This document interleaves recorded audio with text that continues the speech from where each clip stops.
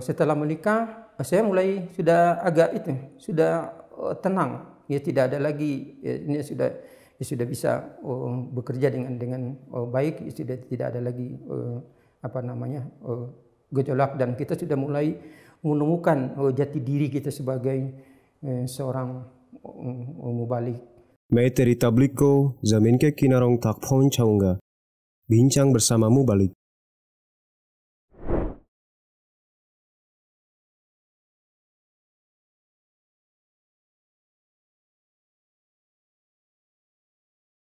Setiap mubalik tentu banyak mengalami kesulitan, ya, kemudian juga ujian, ya, di berbagai tempat di mana bertugas. Nah, termasuk saya pribadi juga di setiap tempat ya, di mana kita bertugas selalu saja ada kesulitan yang kita hadapi, ya, baik itu kesulitan ya dari segi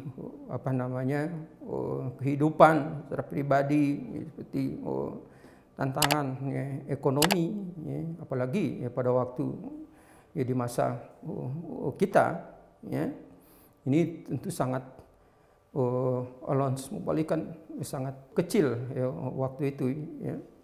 Saya ingin sedikit menceritakan ya, satu pengalaman ya, dari sekian banyak pengalaman waktu saya bertugas di Pekanbaru ya, itu awal-awal tugas tentu ya, setelah dari Medan ya, waktu itu kan apalagi di Pekanbaru kan ya, hitungannya kan ya,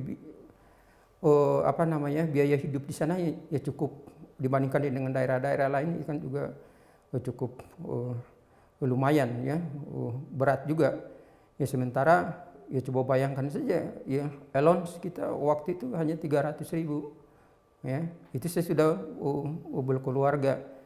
Jadi itu tidak bisa, itu hanya bisa untuk makan selama 2 minggu saja ya. Selebihnya ya pokoknya allowance kita cuma bisa untuk 2 minggu saja, itu pun sudah kita udah hemat ya. Luar biasa. Nah, dari satu ketika ya,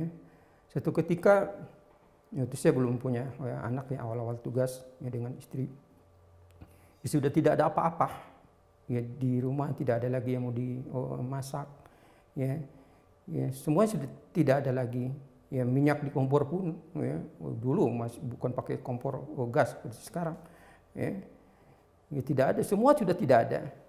Nah, siang itu ya, kita lihat di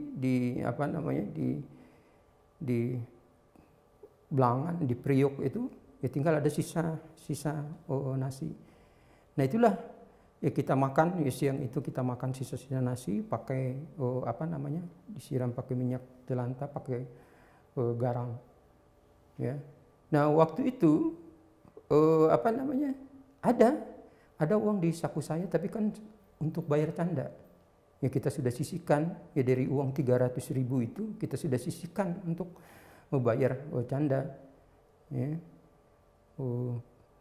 Tetapi karena kita itu kan untuk kita sudah diniatkan memang untuk bayar canda, dan sempat saya katakan sama istri, apa kita pinjam aja dulu ya, uang canda kita ya, untuk bisa beli beras. Ya, istri saya bilang bahwa jangan pernah sentuh itu, hak Allah Ta'ala. Ya, belum ada sejarah bahwa mubalik ya, orang wakaf itu mati kelaparan. Ya, tidak ada. Jadi jangan pernah dikorek itu, itu hak Allah Ta'ala. Kita tidak boleh ganggu itu. Ya, sehingga ya sudah, kita tenang saja ya, padahal kan untuk nanti malam aja sudah nggak bisa makan, tidak ada lagi yang mau dimakan ya. Tapi kita tenang saja, tidak ada ketakutan ya, tenang saja. Nah, ini menjelang sore ya, ada orang ya datang, dan saya sampai saat ini saya tidak pernah kenal ya, orang itu, karena tidak sempat bertanya siapa namanya. Waktu itu ada Hudam yang datang ya, katanya sih dari dari Jakarta, dia sedang meeting di Pekanbaru dan buru-buru.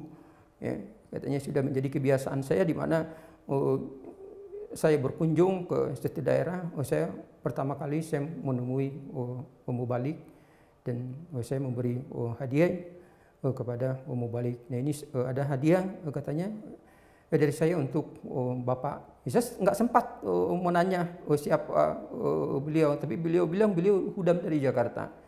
Ya. Dan akhirnya beliau langsung pulang dan saya langsung masuk. Ya. Beliau ngasih amplop, ya, uangnya dimasukkan di amplop. Setelah saya lihat ternyata uangnya cukup lumayan, itu bisa berkali lipat dari tunjangan saya dan bisa untuk makan berbulan-bulan. Nah saya langsung lari ke masjid, ya, karena memang rumah misi kan gandengan dengan masjid, dan saya langsung bersujud bersyukur kehadirat, ya, Allah Subhanahu Wa Taala.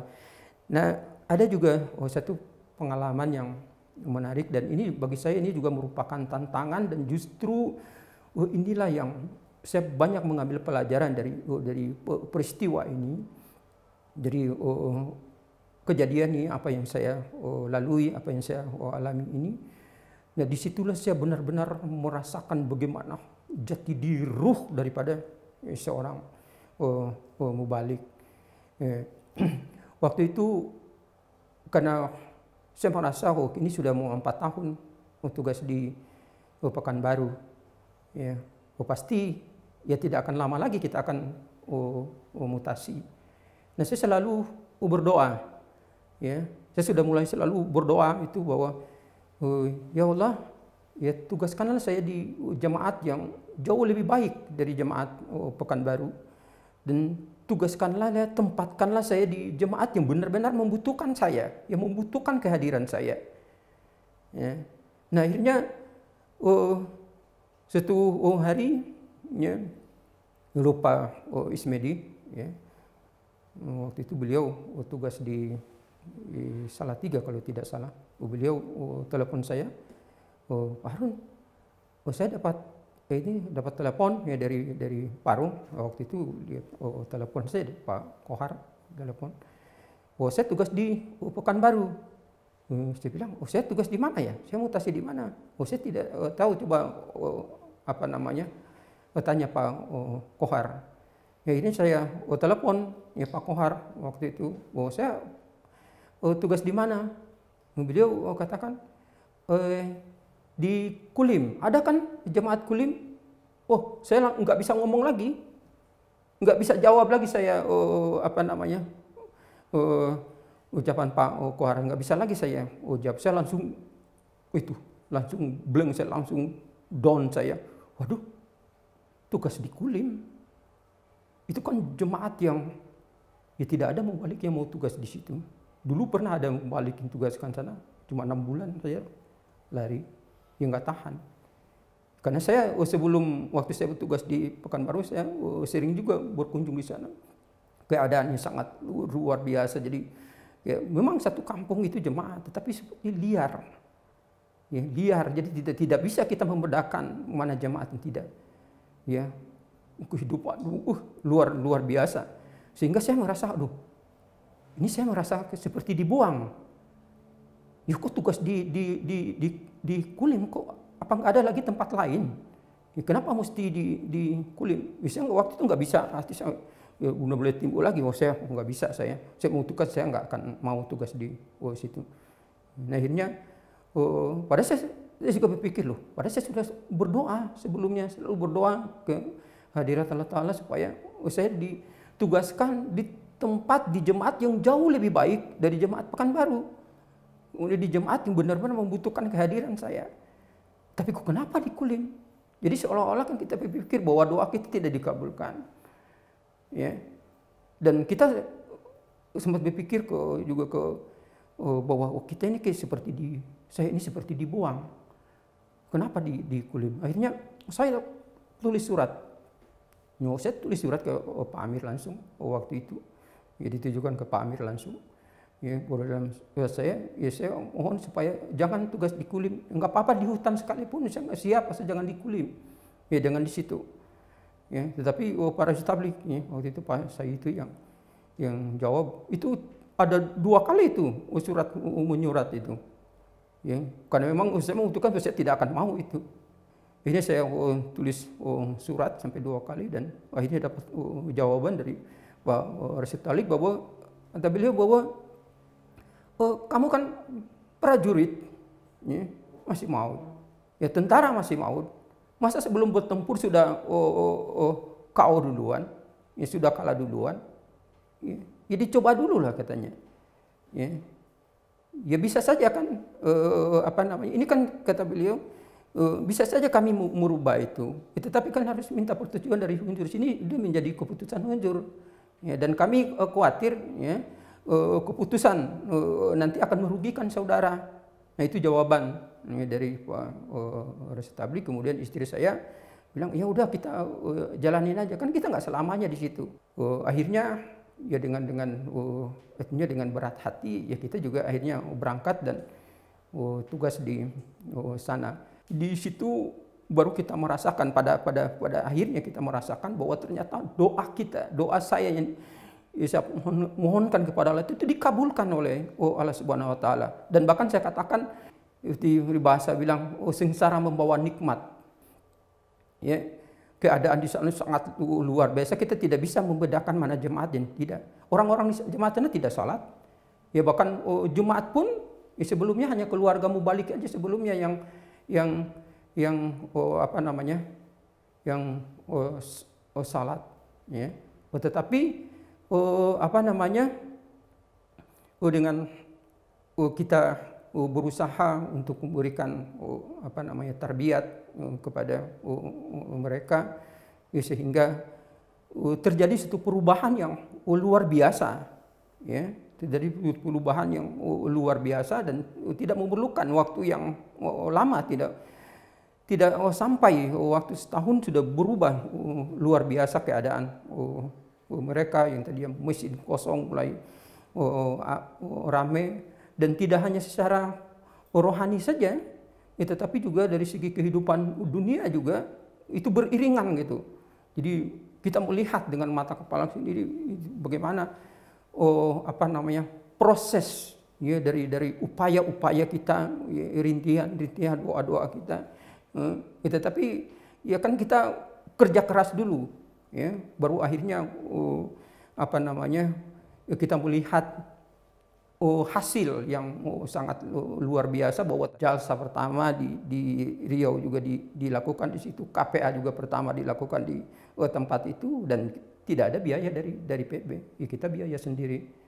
Ya, jadi sangat luar biasa. Jadi sebagaimana saya katakan tadi, tidak hanya rohani tetapi dunia juga. Ya, dan akhirnya ya, kita juga, saya juga artinya kecipratan itu, merasakan juga itu. Ya jujur bahwa selama saya tugas di sana, ya saya tidak merasakan kesulitan dalam ekonomi. Ya, dari segi ekonomi ya berlimpah juga. Kemudian kita betapa senangnya kita melihat perubahan ya pada jemaat ya, di mana kita bertugas. Tetapi kan itu tadi ya kan perlu kerja keras dulu kita. Ya, artinya banting tulang dulu kan ya, kita. Sehingga saya merasakan bahwa ini benar-benar secara membawa nikmat. Ya, dan saya cukup lama tugas di sana. Jadi ya Allah Ta'ala juga memberikan kesempatan yang cukup lama bagi saya untuk menikmati, ya, artinya merasakan ya jerih payah yang sudah kita lakukan. Ya, cukup lama saya tugas di sana di Duri ya, 8 tahun, dan benar-benar saya merasakan dari segi rohani dan segi dunia saya merasakan kenikmatan yang luar biasa.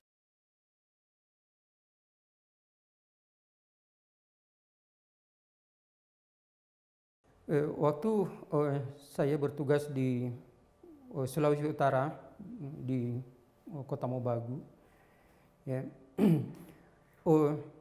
pada waktu itu, ya, sebagaimana tadi saya jelaskan bahwa saya sebenarnya tugas di Riau. Ya, setelah di Riau saya ditugaskan menjadi mubalik wilayah di Sulawesi Utara.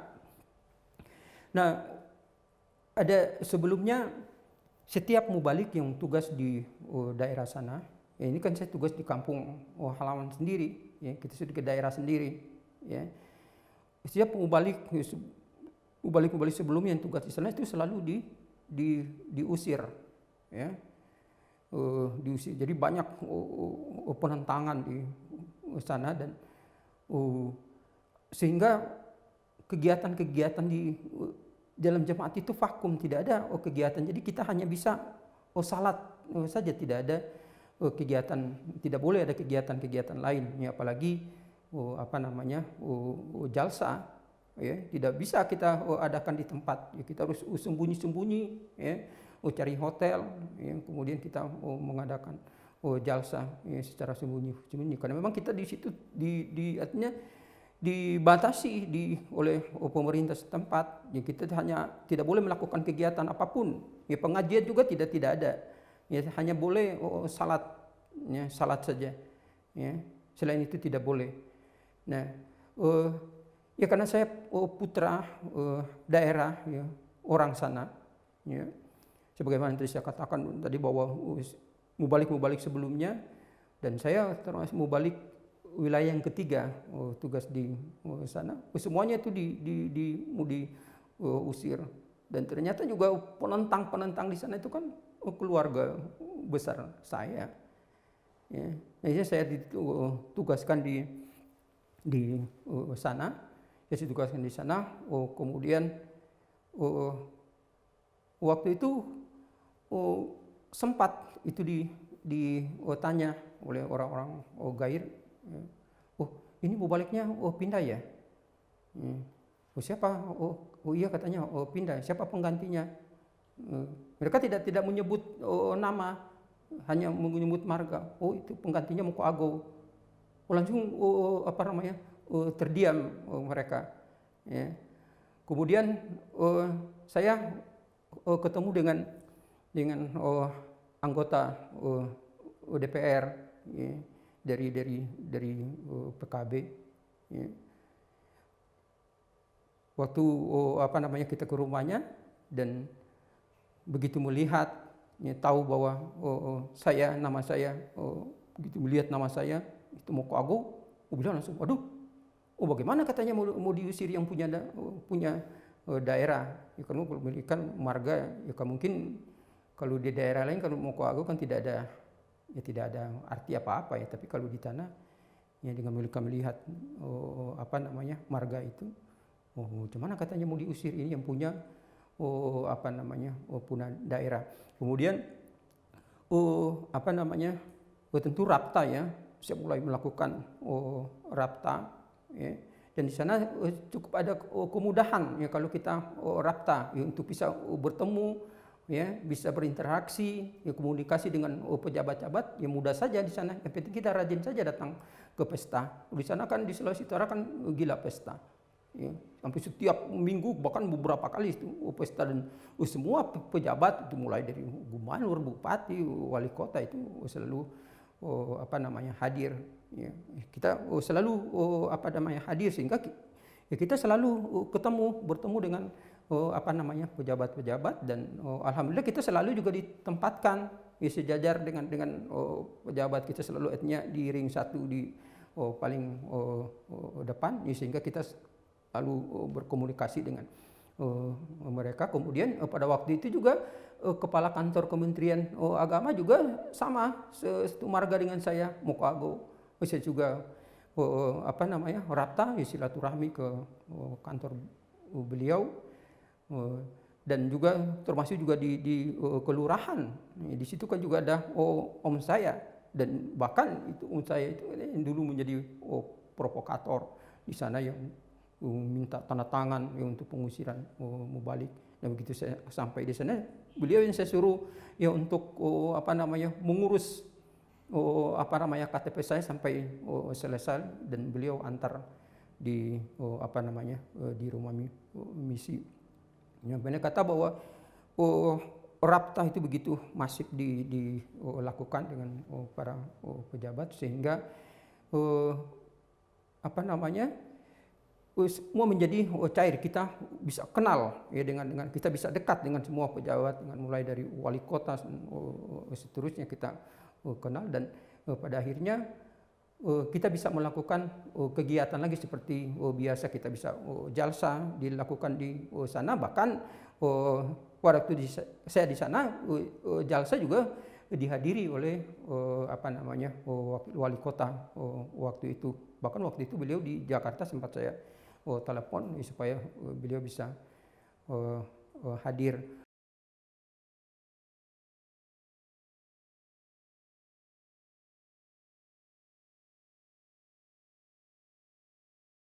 Pertama, bahwa mungkin pertama diluruskan dulu niatnya. Apa niat kita masuk ke Jamiah? Apa niat kita mau jadi mau balik? Itu dulu yang dibenarkan, ya, diluruskan. Ya, kalau bahwa ya kita mau jadi mau balik itu ya kan mau berkhidmat ya kepada agama, ya, mau mengabdi kepada agama, ya, bukan untuk tujuan lain. Sebab kalau hanya mencari dunia, bukan di sini tempatnya, ya, kita bukan di sini tempatnya. Jadi pertama niat dulu yang harus diluruskan. Kemudian itu selama kita belajar di Jamiah, ya kita fokus saja belajar, ya, fokus saja belajar sambil juga mempersiapkan mental kita, ya. Jadi jangan sampai tak kalah ya kita ditugaskan, ya mending kalau bisa langsung ditugaskan di tempat-tempat yang ramai di perkotaan. Nah, kalau ditugaskan di pelosok-pelosok, ya, yang di sana tidak ada apa-apa, ya, banyak tantangan, banyak rintangan, dan ya faktanya kan kita banyak melihat kan, ya karena tidak siap mental, ya akhirnya pas ditugaskan di yang tidak sesuai dengan harapan keinginan kita, ya, karena kita tidak siap mental, akhirnya ya pulang, ya, memundurkan diri, ya, tidak sanggup, ya. Kemudian satu hal juga yang mungkin perlu diperhatikan, ya, karena ini sudah sudah eranya, ya, sudah zamannya, supaya mungkin para mahasiswa Jamiah, ya sekarang ini, ya, supaya mereka juga harus belajar IT, ya, harus menguasai juga IT, karena ya, ini sudah eranya, ya. Ya sekarang ini kan di dalam baik di dalam pertabligan, di dalam tarbiyat, ya kita sudah menggunakan prasarana teknologi yang maju. Nah, kalau kita gaptek kan, kita akan kesulitan. Jadi ini sudah eranya. Nah, itu yang selalu teringatnya oleh saya, bahwa mungkin untuk para mahasiswa Jamiah sekarang, ya, mereka harus menguasai IT, karena ini sudah eranya. Ya, tidak bisa ya kalau kita tidak, itu kita akan ketinggalan, ya, karena ya, kita merasakan itu. Nah, itu mungkin pesan saya untuk anak atau mahasiswa Jamiah.